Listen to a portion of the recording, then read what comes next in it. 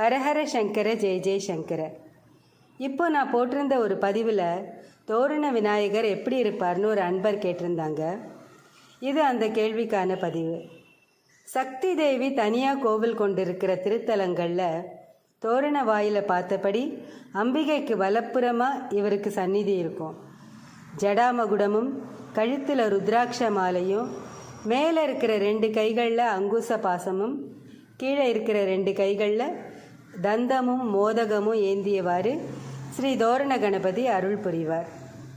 ஸ்ரீ தோரண கணபதி தன்னோட கையில் இருக்கக்கூடிய தந்தத்தை உபயோகப்படுத்தி நம்ம வாழ்க்கையில் உள்ள ருணம்னு சொல்லக்கூடிய கடன்களை தீர்த்து ஆசீர்வாதம் பண்ணுறாருன்னு சிவாகம துதிகள் சொல்கிறது.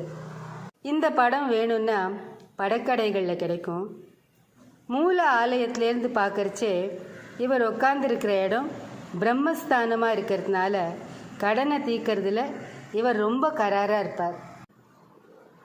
தாமரை பீடத்தில் அமர்ந்தவராக அதிர்ஷ்டம் மற்றும் லக்ஷ்மி கடாட்சத்தை கொடுக்கிறார்.